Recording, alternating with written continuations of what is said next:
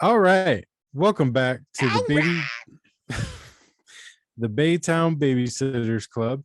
And this week's episode, Jerry got to pick a movie and he chose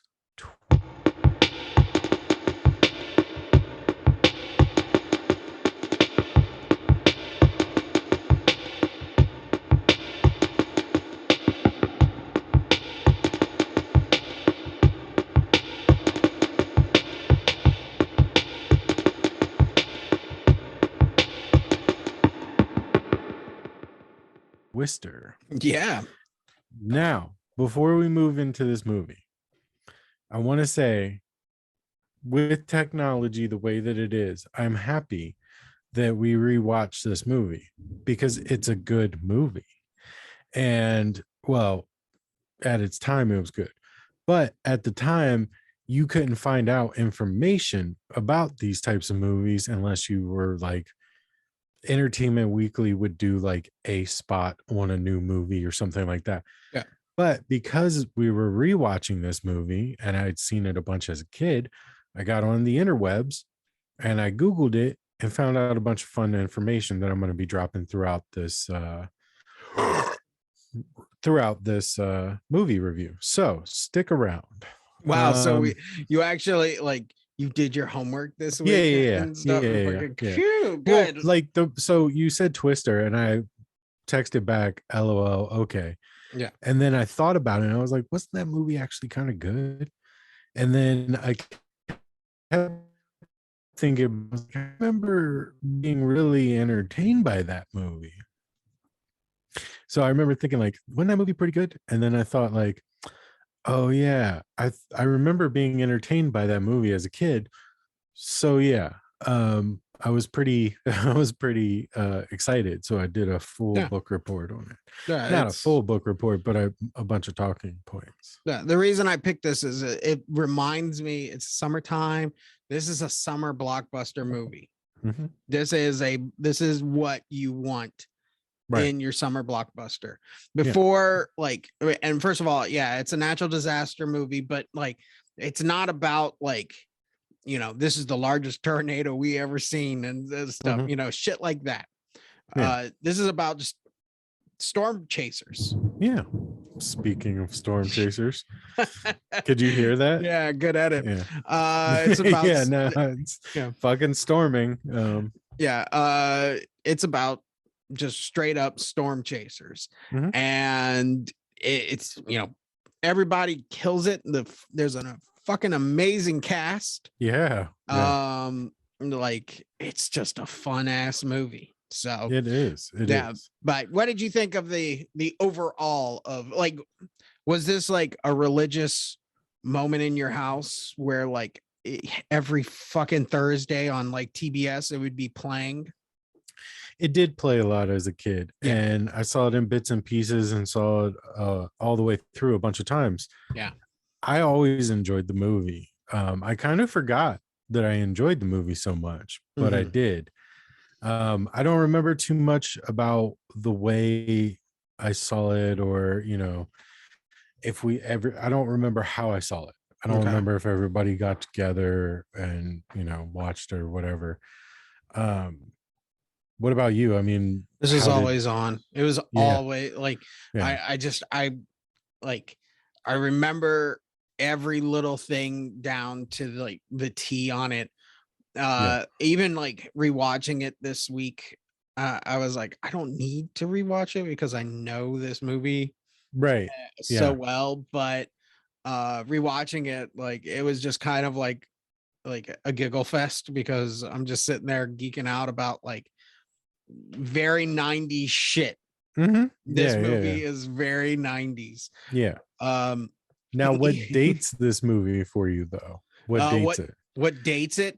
Yeah. Okay. The guy from Ferris Bueller's Day Off. Mm-hmm. Okay. He's the map guy. And I was sitting there oh, that's so sad that his job is going to be obsolete in a couple of years when MapQuest comes out or fucking shit like that. Yeah. That would probably be the dater. you know, Okay. that or like the Goo Goo Dolls soundtrack that plays in Okay. Yeah. this. So I didn't even notice that. Yeah. But for me, what dated this movie was Philip Seymour Hoffman's character. Oh yeah, yeah. He was the quintessential 90s stoner, free loving, like hippie ish kind of guy. Jack Black Um, before Jack Black. absolutely. Like that's what dated this movie to me Mm-hmm. personally. So some trivia, some things. Uh, you can't unhear this once you hear this. Yeah. So just know this. Um, the tornado sounds are the sounds of a camel moaning, and they just slowed it down. So I read this before I watched it, and I'll be damned if the first tornado that we see that kills the dad, Yeah, her dad. it's a camel, and it's Yeah. just slowing down, and I'm like, holy fucking shit. And then throughout the movie you hear it again, they like speed the pitch up, they slow it down, like Yeah. it's hilarious. It's like the creativity of that. Mm-hmm. Who That was standing near a camel and went, you know what, that sounds like a fucking sounds like, tornado, bro. or who in the production meeting was like, well, the tornado needs to growl. Yeah, You know, or like yeah. What? Yeah, like let's make it growl. Like, yeah, I know that, like, you know, tornadoes have a distinctive sound. You know, a lot of people say freight train, Right. or, you know, it's very deafening, but I've never heard a tornado growl before. That was a first for me. But it's comical in this movie, especially that first one. Where, Well, like, so what's even more comical about that first one is we get to witness what we in the scientific community, what they call in the scientific community Darwinism. oh yeah. It's on full display here because that dumb dad deserved to die. He built a storm shelter underground and put a fucking Padlock. what was it? No, it wasn't even a fucking padlock. It was like one of those latch. It was a latch bathroom locks. stall latch. Yeah. This dumb dad put this tornado shelter underground and latched it with a bathroom stall lock. Yeah. Get the fuck out of here.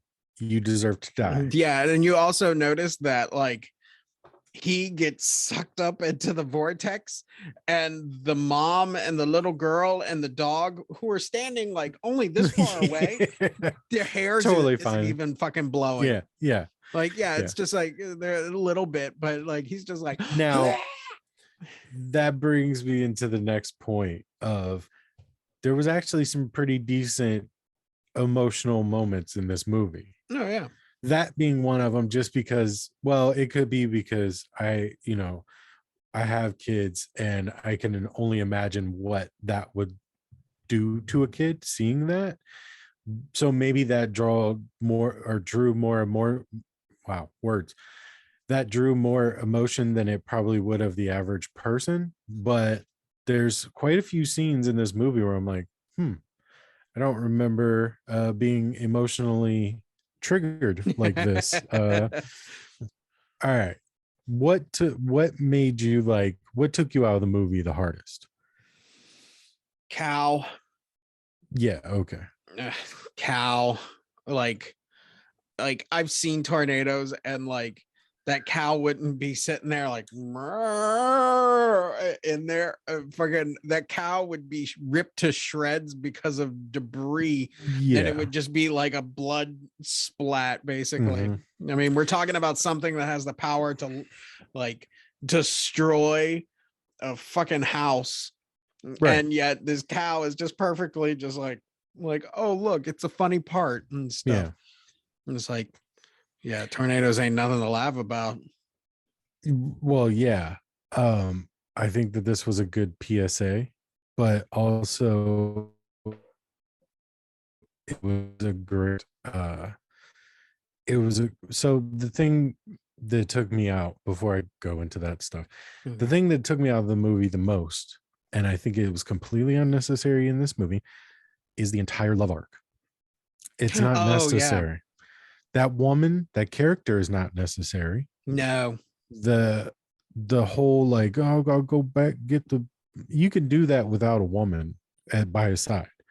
Just Like, I even the way get they. that that drives him to go do it, but No. like every interaction with her, everything, like she was completely unnecessary, and it kept taking me away from the actual action of the movie. Yeah. And also the way she's wrote, it's like, they just meet today? Yeah.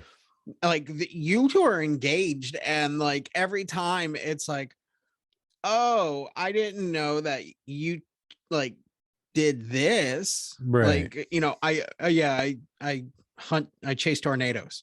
Oh, I thought you were just like a weatherman on the, she's just like, Yeah. She was, yeah. That's a good segue to this. Not only was this movie cut down to be PG-13, it was actually supposed to be a lot more gory and rated R. And if you watch the movie closely, you can see where they've dubbed over a bunch of cuss words. Like in the beginning, Helen Hunt clearly says fuck, but it's dubbed over because they wanted a PG-13 rating. yeah. Where did I put that? I guess this was before the time where, like, I think now you can, in a PG-13 movie, you can get away with one fuck. Yeah, I think you get like one or two or something now. Yeah. But so Dusty's role, Philip Seymour Hoffman's role, Yeah. uh he was not the first choice. Okay. So apparently they tried to get Chris Farley to do it. He backed out. Okay, Damn, fine. That would have been cool, right? Another person that they tried to get to do this is Garth Brooks. I've heard about the Garth Brooks part that he was supposed to be in this. Where are the bodies, Garth? The family needs closure. Yeah. Like, what? That is absurd. And apparently they offered the movie to somebody named Mark Cuban. I don't know if it's Shark Tank Mark Cuban, that's the only Mark Cuban I know. No. But anyways, yeah. But yeah, I think Philip Seymour Hoffman, god damn it, Philip's part was really good. It's nice to see him and not these serious dramatic roles all the time, but in this like just silly kind of side character, which I really enjoyed him. Like, yeah, he was great as the best friend to Jack Black and Shallow Hal. Yeah. I sharded. Let's go. Yeah. I went for a fart and I shitted a little. Yeah, what's a shart? Yeah. But yeah, make it rain break. Like that fucking, oh my god, I gotta watch that movie. Yeah. But he does a good job. But man, there are so many of those, like the Storm Chaser crowd, that the group they have. Yeah. Like there's like the one guy with glasses, the one guy who looks like the T-1000 with a goatee. Yeah. There's like the girl with glasses and the flower hat. Yeah. And then there's Ferris Bueller's Day Off guy. And it's just like, does everybody have a job here? Like, is everybody like, what do you do? My thing was, what was Dusty's job? Because as far as I could tell, is somebody to drive an RV. They needed an RV. Did you hear that? Yeah. Philip Seymour Hoffman's character just to drive an RV. Yeah. Yeah. You're gonna actually have to cut around a few things in this one. But yeah, I mean, because all he did at one point, he was like, yeah, the news is reporting a tornado. Let's get in this RV and drive. Like, well, when in my favorite part in the movie, I'll get into it, but they're in that one like place kind of fixing the RV up. And I think he's kind of like the mechanic. I would say mechanical. Okay. blue collar Yeah. style dude. Mm. But yeah, you got like, okay, when they're going for, I think this is tornado number 2 or 1. Mhm. No, 2. So the 1 is the first one. Okay. You know, So when they're going to that first one with Bill Paxton. yeah, and they're all singing like Yeah, whatever it is. yeah, Philip Seymour Hoffman has like his tape, and then the one guy singing Oklahoma, and then the other guy, I just remember him like tweaking out to fucking classical music, and Yeah. That guy is a fucking psycho. yeah, he's coke Like grinding his teeth. yeah. I liked his character, but yeah, that guy is fucking scary. Yeah. Like, yeah. Um, They could have asked him to go knife the other crew and he would have probably happily done it. yeah. Listening to classical music. Let's talk about the evil crew. Yeah. So the main guy, I remembered him, but I know him best as Pierre Despero from Psych, because he played a recurring character on Psych and he was like a world famous art thief. But that's like the biggest thing outside of the For cell those that I that remember him. haven't seen Psych, he's the Dread Pirate Robertson from Princess Bride. I've never seen Princess Bride. He's the guy from Saw. Yeah. Okay. Yeah. But that also came after Psych. So but yeah, no, I mean, I've seen him in a lot of different things, but that's what stands out to me because it's a continuous character that I saw over the course of years. But anyways, so we have him, we have his sidekick, the van driver. Yeah. I can't remember that guy's name, but he's been in a handful of things. Yeah. Side. Yeah, exactly. Same guy, just different movie. Yep. And then we have another guy that plays basically the same character. That's like their computer tech or whatever. Oh yeah. Yeah. So like they have a matching person on each team, basically. Yeah. Except, you know, this team is all business. Like there's no fun to be had. They're in it for the money, not the science, as Bill would say. Right. And these guys put on a hell of a promotion for Dodge. This movie is the biggest Dodge advertisement I've ever seen. Yeah. Because all those vans were Chrysler. You got Bill Paxton in that bright red Dodge truck. Like, I mean, it was outside of the Pepsi plug, like Dodge is where it was at. Yeah. So, but yeah, I mean, they each have, you know, their counterpart essentially. Yeah, basically. But, you know, I just like the fact that did this movie need bad guy storm watchers? Yeah, I think so. Didn't they? Yeah, absolutely.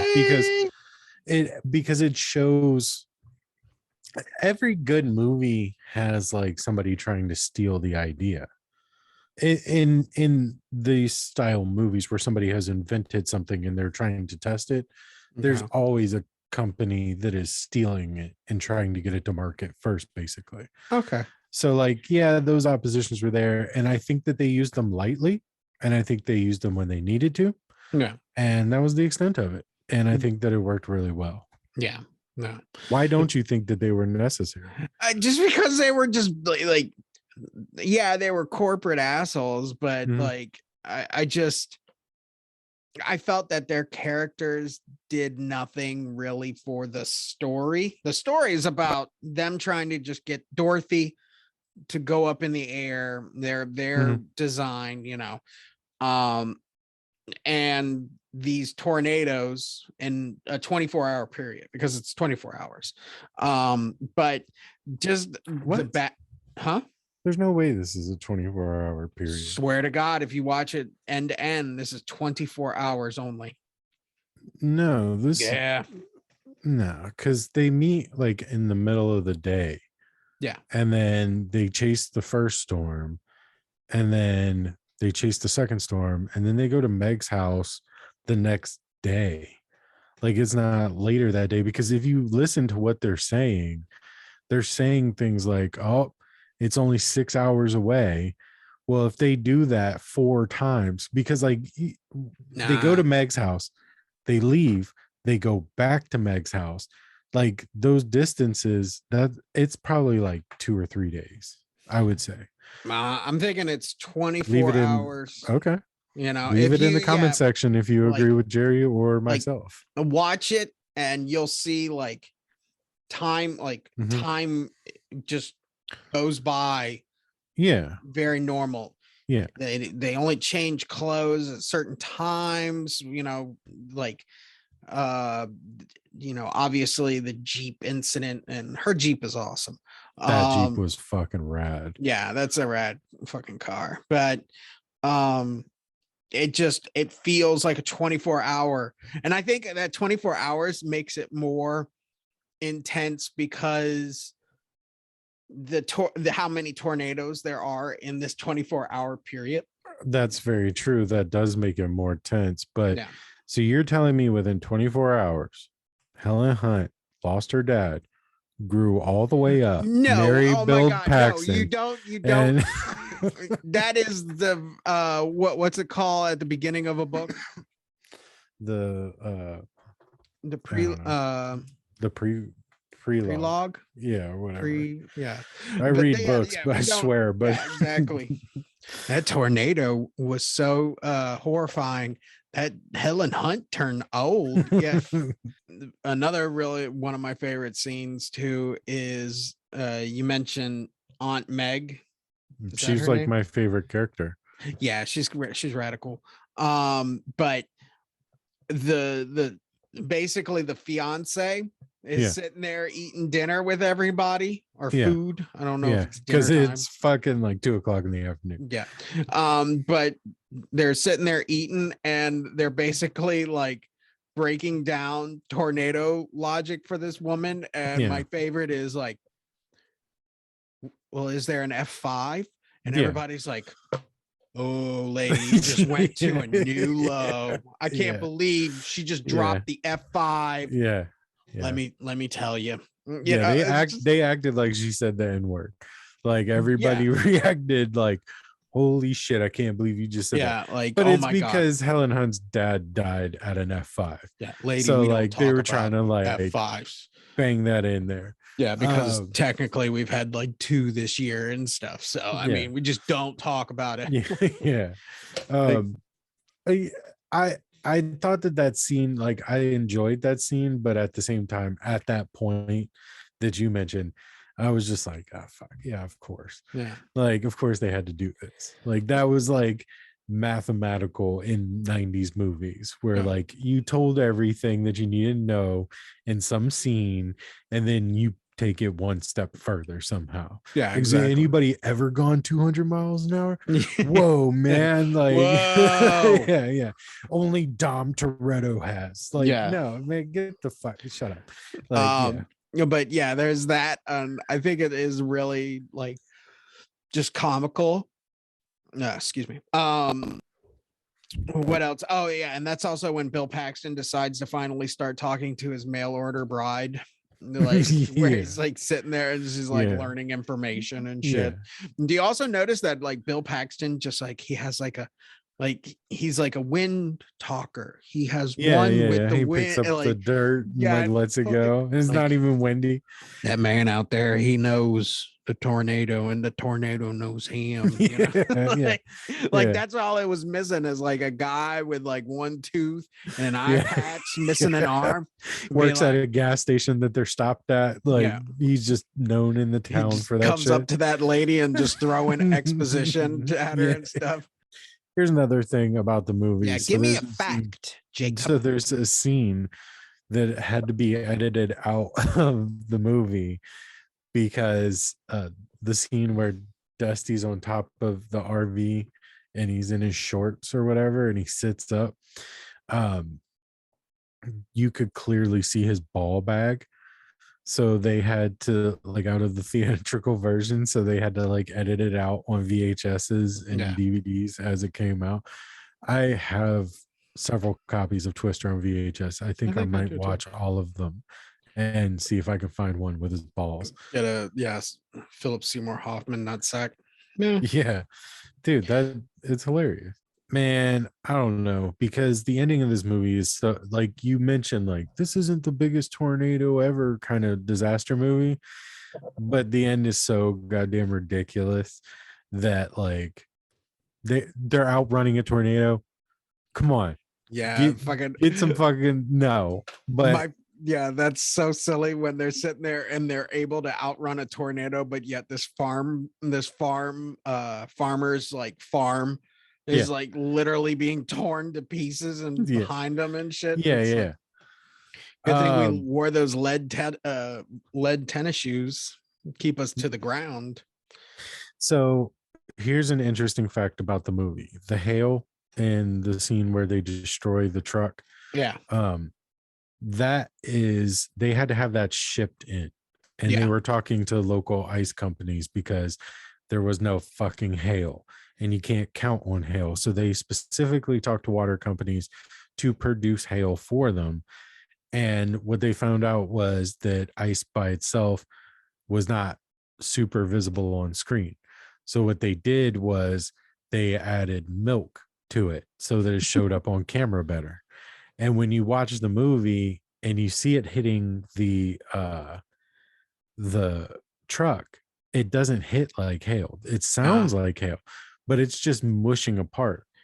And that's because there was milk in it, and they were releasing it in such a way that like the milk never fully froze, so it was just kind of falling apart like a little snowball. it looked like ice chips in Yeah, like some slush. shot. Yeah. Yeah, yeah. But yeah, that part is that when the water spout tornado comes around? No, I think it was well before that. Okay, I can't remember. I think it was like the first tornado that they went after, because they were driving up in that yellow truck and they're like, all right, it's starting to hail. Yeah. Like they still had the truck at that point, basically. The Jeep truck. Yeah. I'll tell you, my favorite scene in this is when the tornado becomes sentient and starts understanding that, listen, I could probably do a lot more damage if I started sneaking up on people. And they're at the theater, Yeah. they're at the outdoor theater and Yeah. stuff. And like, you know, they're watching The Shining, which is really cool. Yeah. And it's a little windy. And there's there's no thunder. And then all of a sudden, like they look at the news and like they're like, and then what's his face comes running out and he's like, it's a twister or whatever. And then like, then the tornado's like, surprise, motherfucker. Behind the theater. Okay, so geeked two out things. so fucking much on that. That's not the first time it went sentient. Oh, yeah. Okay. So the first time is when they're using the red truck to release Dorothy. Oh, and it did. Yeah, it disappeared and tried to attack them out of nowhere. And then the second thing is that thing on the TV is real. Like that was a way of knowing when there was a tornado close by back then, because those TVs specifically, obviously our TVs don't do that now, but if it was on channel 2 specifically, a tornado would do just that. It would cut the feed. So that was actually real. And I think that's cool. Interesting that they threw that in there. But yeah, I mean, it just made Bill Paxton seem like he was one with tornadoes. Which is just he's basically the fucking grizzly man version of tornadoes. They understand me, bro? All right, I'm Bill Paxton. Look at this chin line. All right. So theory crafting here. Okay. Would it have been better if at the beginning, instead of Helen Hunt's story is her with the tornado, but it would have been Bill Paxton, and that's when he's like, I'm gonna learn everything about these tornadoes to take them down and shit. I think that to take them down, I'm gonna learn everything. I'm gonna know. They're just trying to give people 15 minutes, but you just took it to like the maximum level. Yeah. I gotta learn to fight these tornadoes. I gotta Flamethrowers don't work. I threw cats at them. Nothing works. I know their paths, and I know how to read the tornado and shit. I will destroy. I want that gas station guy to be played by Danny Trejo. Yeah, yeah. Of course he would have to be and yeah, stuff. yeah. But so I don't think that it really mattered, but it would make more sense for Bill because he actually knew tornadoes. Yeah. Helen Hunt, they're like, and she became obsessed with them, but she actually doesn't know much, and she's just following Bill Paxton around. She's just the one with the biggest balls to help drive in a tornado. You know what I mean? So like, she didn't like all this obsession turned for nothing. Like Bill Paxton created Dorothy. Bill Paxton is the only one trying to deploy Dorothy like the first few times. So like it would make more sense with him. Yeah. I don't think it did anything to the movie. Yeah. I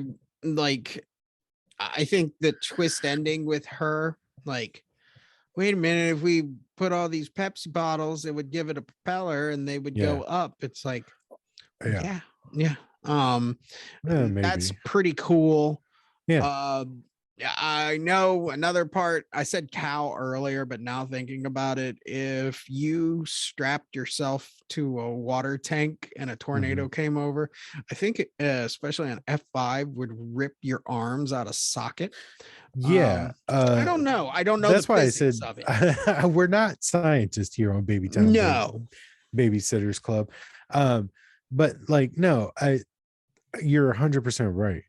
And so another thing is, not only do they outrun tornadoes, and then they like hit it with a juke move and it has to like reposition towards them, because if you're looking the way they're running in that field, it's not in a straight line. This tornado is literally chasing them. Yeah. So that's absurd. But that thing that they strapped them to, number one, that leather will absolutely break. Number two, if that pipe doesn't pull from the ground, I know he says it's like 35 feet in the ground. Yeah. First of all, fucking what? Number two, what pipe goes 35 feet underground? Like our plumbing in our houses don't do that. No, so it's a well. Number two, it's that Midwestern well, you know. Yeah, I mean, he put it there because one day he was afraid that a tornado would come and he would have to strap himself in. Right. And they used a thicker belt to hold them to it. So if it didn't rip their body in half, snap that belt, or even if it can't pull those pipes up out of the ground, just break the hinges on those pipes or the 90-degree parts where they're stuck together, then it over. Yeah, like there's no way they would have survived that. Now, the only reason it has any logic, and again, not a scientist, is because they kept saying Dorothy was too light to pick up. I don't know what that means or how that's a thing, because if it picked up a cow and it picked up a truck and it's picking up these things, like, shouldn't it pick up something as light as it picked them up? And they can't be that much heavier than Dorothy. So I think what they mean is the individual like balls, instead of being sucked up into the vortex, they're just getting blown off. Right. And that's what they say. They said Dorothy was too light. And then you see that sneaky tornado that attacked them. We're just destroying this movie. I came into it like I liked it, and then you keep pointing things out. This is the usual thing here on Video Waste. Yeah. But like it just kept pushing the Dorothy and until it, inevitably fell over or whatever. But like, so yeah, like it still should have moved it. Some of them would have gotten in there somehow, especially if it's moving over top of them. Like, I don't know. To me, that's a science thing, especially when it finally works. Yeah. Okay. And they drive the truck through the tornado and like you see all the things. And then the computer guy's like, look at all the numbers, guys. Look, it's working. Yeah. And it's just like us as an audience members going, what is it doing? And it's like, no fucking explanation. No. You're not storm chasers and shit. Yeah. Like, this movie just fucking ends. This movie's like, oh, Yeah. good, Meg's all right. Let's go chase this. Yeah. Hey guys, we survived this tornado. Credits. Like, Yeah. wait, can we see a little? Can you give us like another 15 minutes of like 2 years later, and they're all in a lab working on something? Like, Yeah. there's no wrap up to this movie. It's just we survived, we made out some, and here's the end. Like they must have had more. Like, there's no way somebody sat at that film studio and said, nah, no ending's cool.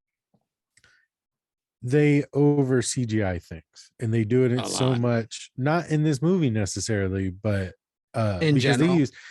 because they use jet engines and stuff. They like put at and used real Oh mush and yeah. stuff, but like they over CGI movies now. Do you think that this could get a remake and not be shitty? Because we're in remake alley, we're in No. remake hell. Like, do you think that this could end up being better? No.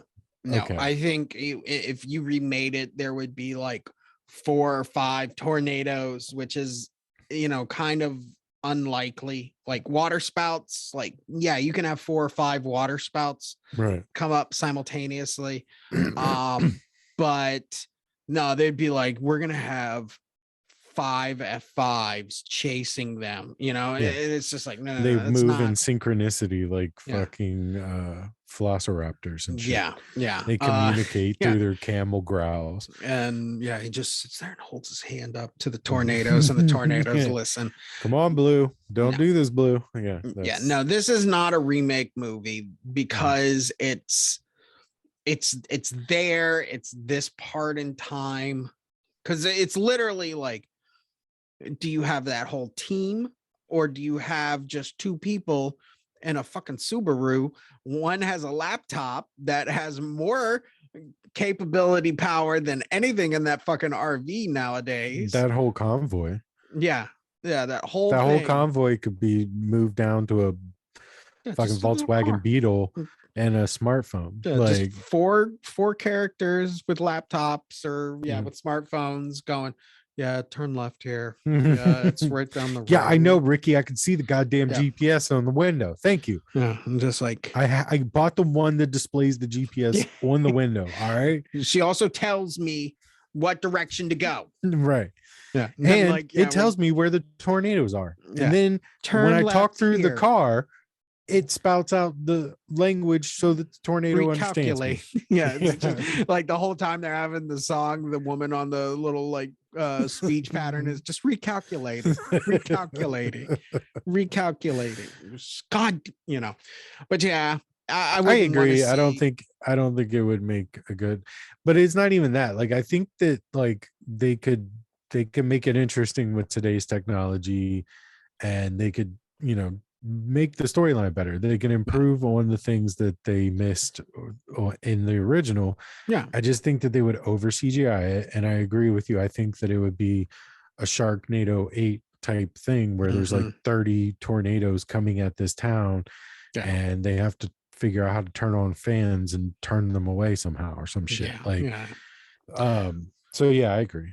No remake. No remake, Hollywood. No remake. I think you could take this and find the rough cut, and where like there are obvious marks made to create those effects and clean those effects up a lot. Yeah, like a new remastered version or something. Yeah, remastered version, clean it up. Make the tornadoes, make like, okay, the hail didn't work. All right, we're gonna make the hail work. We're gonna go out, we're gonna shoot one little shot, with the same type of camera, and give you fucking hail, Well, that's another thing in this movie. I don't know. I noticed it really heavily. It was like these shots were set up only for the effects that were happening. Yeah.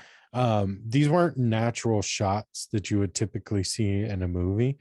They were shots like from outside of the car, looking across both of them, but also kind of through the driver's window so that you can see the hail falling on the front and busting open and stuff.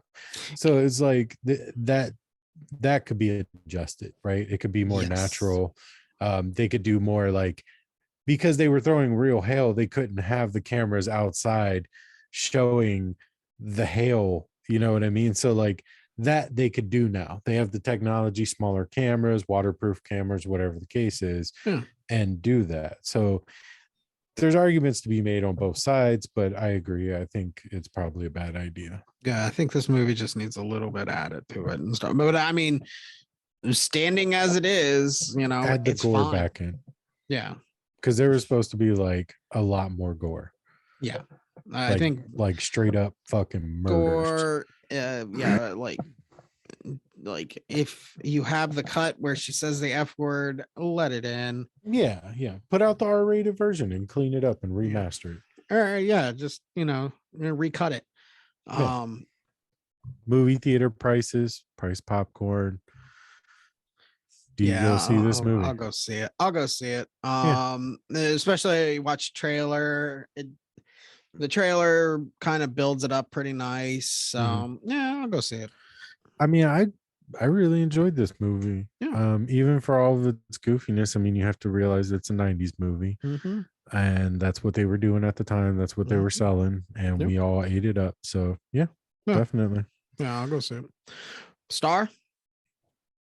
I give this 3.5 stars. Nice. I initially gave it 4, but after talking about all the silly shit in the movie and like really putting it all together, yeah, it's a 3.5 star movie. Yeah, but I'm giving it a 4 just because of the silly shit, like the stuff with the wife, right? The tornado that can teleport and then becomes self-aware. That stuff is so silly. Yeah, that it makes the movie. It gives it like a new layer. Right. Yeah. Like and it's one that I didn't notice when I was a kid. Yeah. Like I didn't notice the goofy shit in the movie. I didn't comprehend what was happening. Yeah, exactly. I just saw tornadoes. So like I didn't really even remember the love storyline in this until I started rewatching. I was like, oh, there's that girl. Yeah.